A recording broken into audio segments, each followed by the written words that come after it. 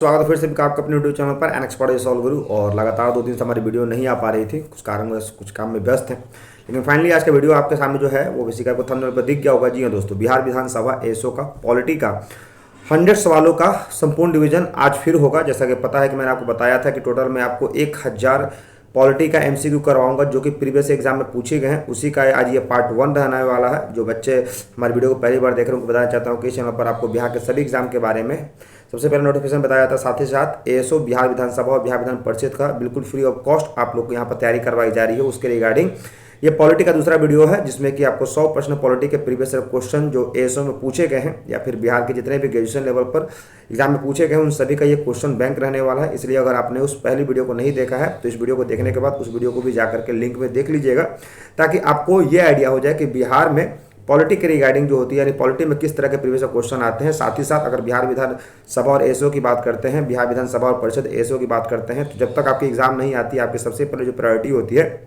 वो अपने नॉलेज को इन्हांस करना होता है। क्योंकि जाहिर सी बात है अगर आप अपने नॉलेज को इन्हांस जितना कीजिएगा उतना ही ज़्यादा आपके संभावना होंगे। क्योंकि अगर बिहार विधानसभा और परिषद की बात करते हैं तो यहाँ पर सीटों की संख्या काफ़ी कम रहने वाली है। तो यहाँ पर अगर उन बच्चों का जिनका भी काफ़ी ज़्यादा नॉलेज होगा या फिर कैसा जिन्होंने ज़्यादा अधिक मेहनत किया उनकी सफलता मिलेगी। इसलिए अभी आपके पास समय है तो जी जान लगा कर मेहनत कर दीजिए। ठीक है, चलिए वीडियो को शुरू करते हैं। और वीडियो को शुरू करने सबसे पहला क्वेश्चन ये रहा आपके सामने। पहला क्वेश्चन आप देख रहे हैं, पहला क्वेश्चन यहाँ पर है, मूल अधिकार एवं राजनीति निर्देशक तत्वों में क्या अंतर है। जैसे कि अगर बात करते हैं एक फंडामेंटल राइट होता है और एक डीपीएसपी होता है, तो फंडामेंटल और डीपीएसपी में क्या अंतर होता है। तो फंडामेंटल राइट कोई हमसे छीन नहीं सकती है और डीपीएसपी चाहे तो सरकार हमसे वापस ले भी सकती है। आई थिंक वही कह रहा होगा, मूल अधिकार योग्य है और जबकि नीति है तत्व नहीं है। यानी डीपीएसपी जो होती है वो बेसिकली फंडामेंटल राइट से इसलिए बनता है कि फंडामेंटल राइट अगर हमसे कोई छीनता है तो हम सुप्रीम कोर्ट में जा सकते हैं, लेकिन डीपीएसपी से हमको नहीं मिलता है, उससे कोई बड़ी बात नहीं है। ठीक है, नेक्स्ट बात करते हैं, भारतीय संविधान के अनुसार राजनीतिक शक्ति का आधार क्या है, यानी इंडियन पॉलिटी का आधार क्या है। तो इंडियन पॉलिटी का हमारा जो आधार है वो हमारा मिनी कॉन्स्टिट्यूशन या फिर कह सकते हैं हमारी संविधान है। चूंकि संविधान ही हमें भारत में किसी भी राजनीतिक चीज़ों को चलाने के लिए कह सकते हैं बाध्य करता है। नेक्स्ट बात करते हैं क्वेश्चन नंबर 3, मिनी कॉन्स्टिट्यूशन किसे कहा जाता है। तो मिनी कॉन्स्टिट्यूशन जो है, एक क्वेश्चन ये क्वेश्चन नंबर 2 देखिएगा, भारतीय संविधान के अनुसार राजनीतिक शक्ति का आधार क्या है। तो ये भारत की जनता है। जी हाँ दोस्तों, Indian polity and constitution most important question. ये क्वेश्चन मैंने आई थिंक नहीं देखा था। हाँ, भारत की जनता का मतलब यहाँ पर कहता है कि भारत में जो संविधान है वो जनता के लिए बनाया गया है, जिसको बोलते हैं by the people, to the people and for the people. यानी जो भी हमारे राजनीतिक शक्तियाँ होती हैं उन सबका आधार हमारा केंद्र जो होता है वो भारत की जनता होती है। क्योंकि जो भी सरकारें होती है चाहे वो केंद्र और या राज्य हो, वो सिर्फ एक की सेवा करने के लिए आती हैं और वो है भारत की जनता। नेक्स्ट क्वेश्चन नंबर 3 प्रश्न है कि मिनी कॉन्स्टिट्यूशन किसे कहा जाता है। तो पता होगा मिनी कॉन्स्टिट्यूशन हमारे 42वें संशोधन को किया जाता है जो कि 1976 में किया गया था। इसके तहत बहुत सारे शब्द जोड़े गए थे और हमारे भारत में इसी के समय में मौलिक कर्तव्य भी जोड़ा गया था। ठीक है, स्वर्ण सिंह समिति पर। नेक्स्ट प्रश्न की बात करते हैं, भारतीय संविधान किस प्रकार की नागरिकता प्रदान करता है। तो भारत में जो नागरिकता है वो एकल नागरिकता है। हालांकि अगर बात करते हैं तो एकल नागरिकता भारत में है और दोहरी नागरिकता अमेरिका में है। ठीक है, नेक्स्ट क्वेश्चन, किस संविधान संशोधन, ये आई थिंक दूसरा क्वेश्चन है। हाँ, किस संविधान संशोधन, ये क्वेश्चन था, किस संविधान संशोधन में संविधान की प्रस्तावना में संशोधन किया गया है।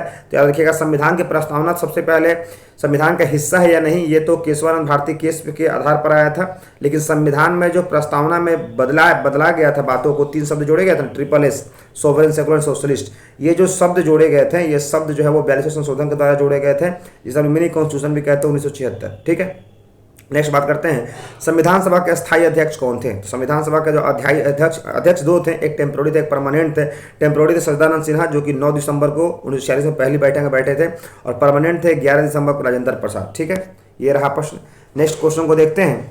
नेक्स्ट सवाल की बात करते हैं, भारतीय संविधान में प्रदत्त मूल अधिकारों को निलंबित करने वाली शक्ति कौन है। तो भारत में फंडामेंटल राइट को इमरजेंसी के टाइम जो है वो राष्ट्रपति ही निलंबित कर सकता है, जो कि हमारे संविधान के अनुच्छेद 300 किस में दिया गया है, 360 में दिया गया है। ठीक है, नेक्स्ट बात करते हैं, 360 में दिया गया है कि 356 में दिया गया, बताइएगा। 352 में दिया गया। इमरजेंसी 3 प्रकार की होती है, 352, 356, 360। 352 इमरजेंसी जो होती है इसको हम लोग क्या बोलते हैं, इसको हम लोग बोलते हैं 352, 356, 360। 352 जो इमरजेंसी होती है इसको बोलते हैं स्टेट इमरजेंसी।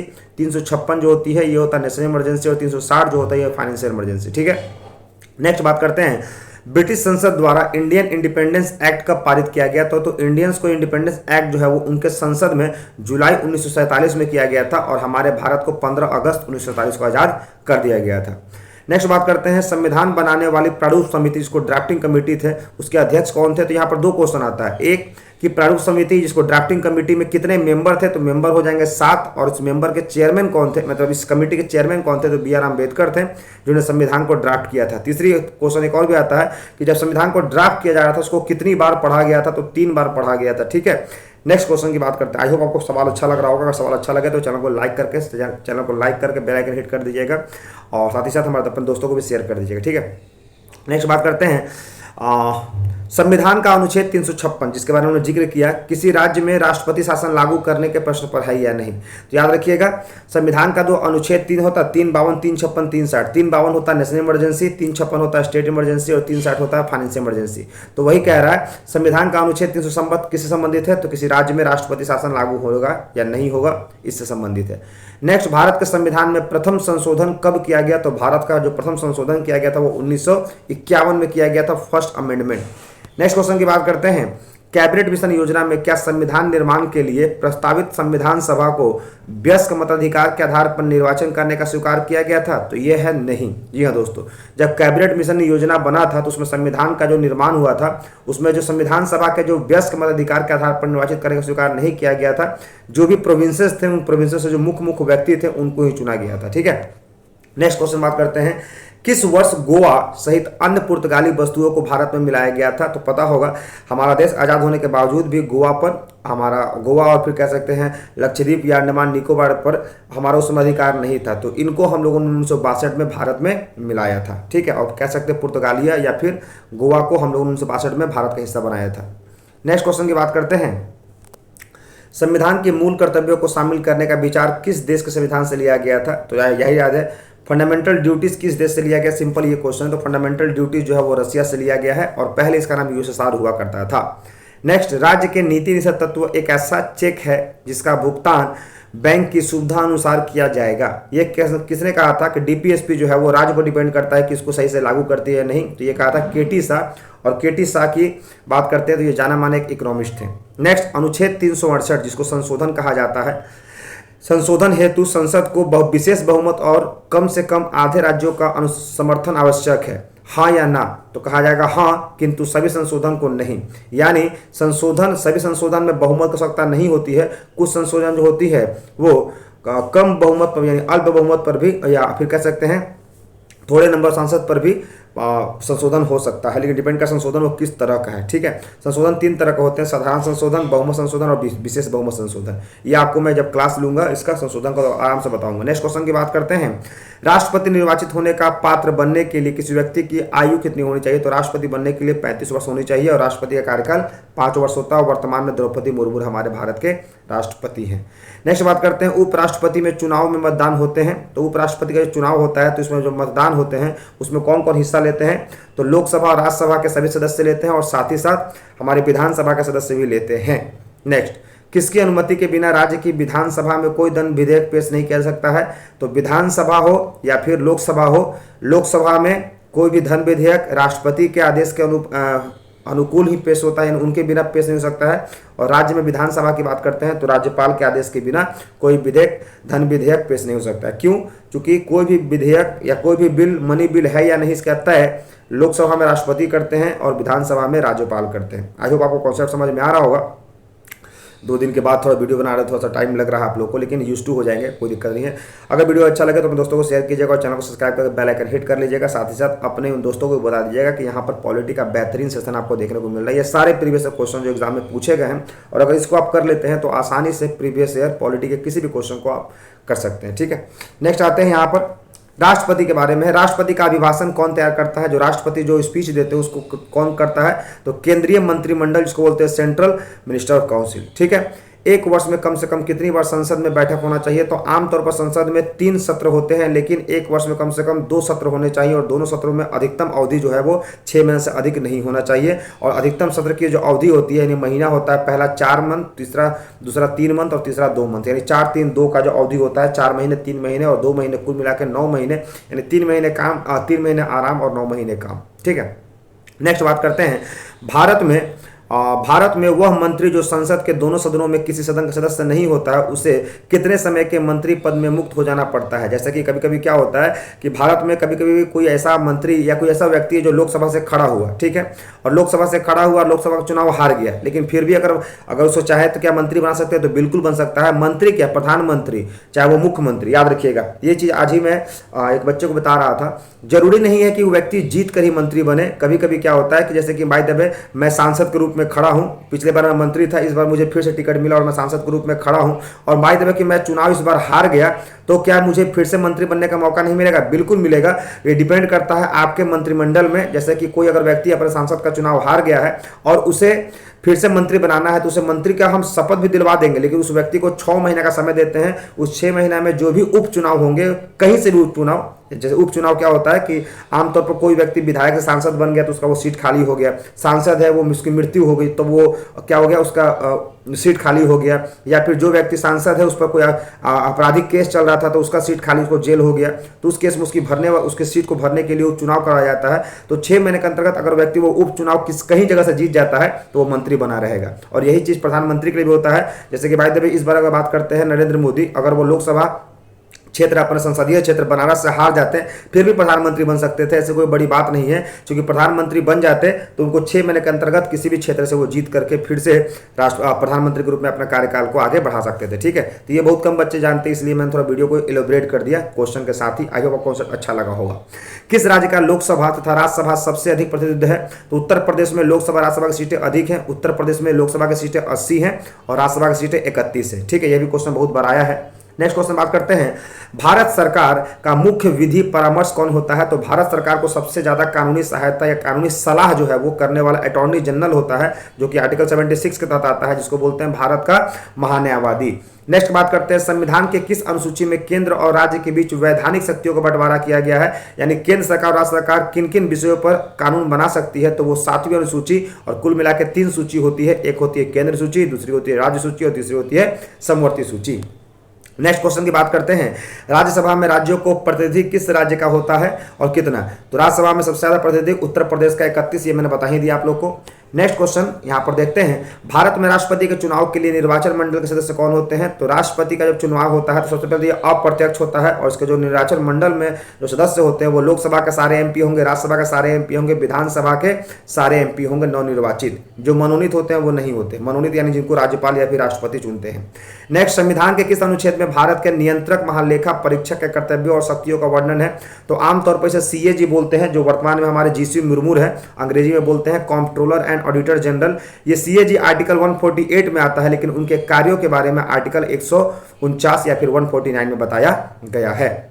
नेक्स्ट क्वेश्चन की बात करते हैं, संविधान के किस अनुसूची में दल परिवर्तन के आधार पर अयोग्यता के बारे में उपबंध है? जैसे कि अगर बात करते हैं, कोई भी सांसद जो है वो अपनी पार्टी को छोड़कर दूसरे पार्टी में जाएगा तो क्या वो सांसद बना रहेगा? कोई विधायक अपनी पार्टी को छोड़कर दूसरे पार्टी में जाएगा तो क्या वो उसकी विधायकी बनी रहेगी? ऐसी बातों का जिक्र जो होता है वो संविधान के हमारे 10वीं अनुसूची में होता है, जिसको हम लोग अंग्रेजी में एंटी डिफेक्शन लॉ कहते हैं और हिंदी में दल विदल कानून कहते हैं, ठीक है। नेक्स्ट बात करते हैं, भारत में राष्ट्रपति का चुनाव अनुपातिक प्रतिनिधित्व प्रणाली के आधार पर एकल संक्रमणीय मतदान द्वारा होता है। अनुपातिक प्रतिनिधित्व प्रणाली तथा एकल संक्रमणीय मतदान का तात्पर्य क्या है? यानी जब भी पता होगा कि भारत में राष्ट्रपति का जो वोट होता है, राष्ट्रपति का चुनाव होता है, उसमें सांसद का वोट एक तरफ गिना जाता है और विधायकों का वोट एक तरफ गिना जाता है, उसी को कहा जाता है, उसी को ये क्वेश्चन कहना चाह रहा है।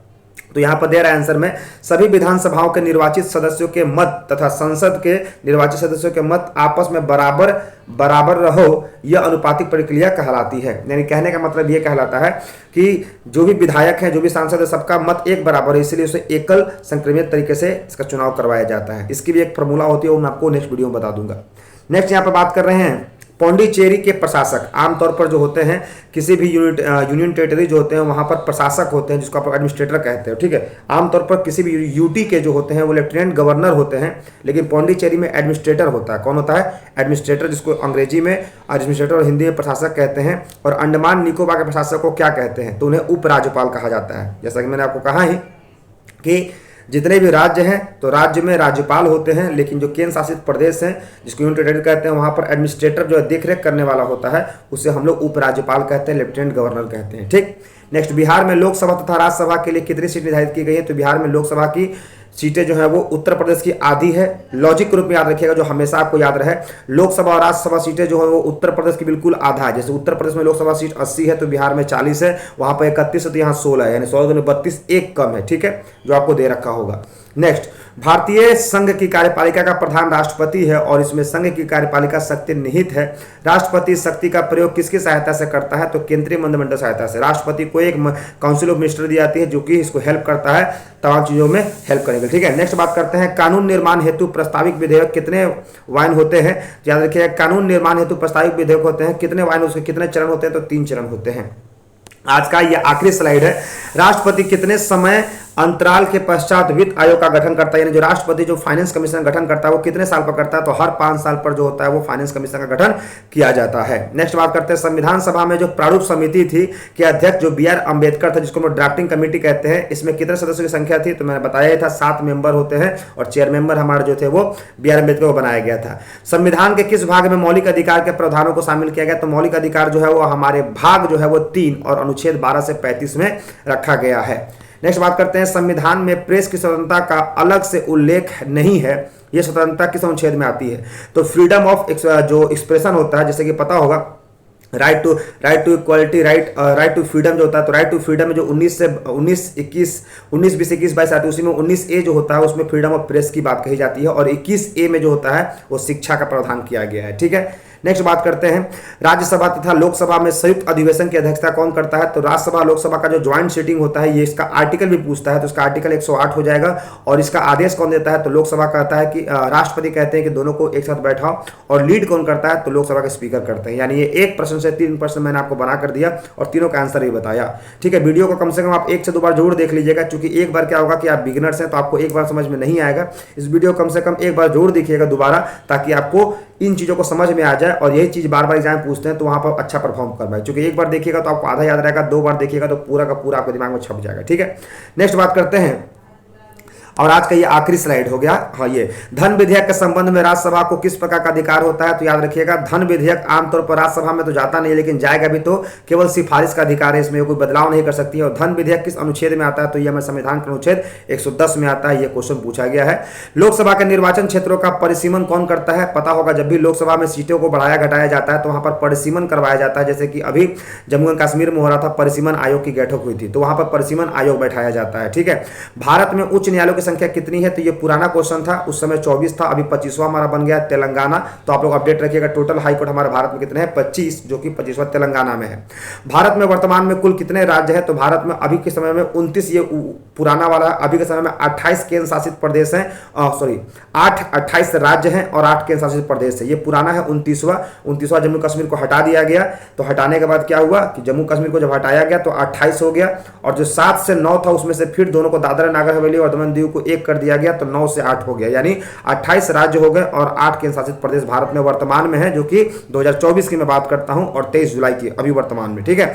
नेक्स्ट और आज का लास्ट क्वेश्चन, यदि कोई व्यक्ति अपनी इच्छा से विदेशी राज्य की नागरिकता अर्जित कर लेता है तो उसकी भारतीय नागरिकता क्या होता है? तो वो स्वयं समाप्त हो जाएगी, क्योंकि अगर बाय द वे आप विदेश में सेटल हो जाते हैं तो भारत की नागरिकता आपको छीन ली जाती है। भारत के संविधान सभा का गठन किस योजना के प्रस्ताव के अनुसार किया गया था? तो भारत में संविधान सभा, जिसकी पहली बैठक 9 दिसंबर 1946 को हुई थी, यह कैबिनेट मिशन के आधार पर किया गया था, ठीक है दोस्तों। तो ये रहा आपके 100 प्रश्न पॉलिटी के ASO बिहार विधानसभा और परिषद के लिए, जो कि प्रीवियस क्वेश्चन ग्रुप में मैं आपके सामने लेकर आया हूं। ये पार्ट 2 है।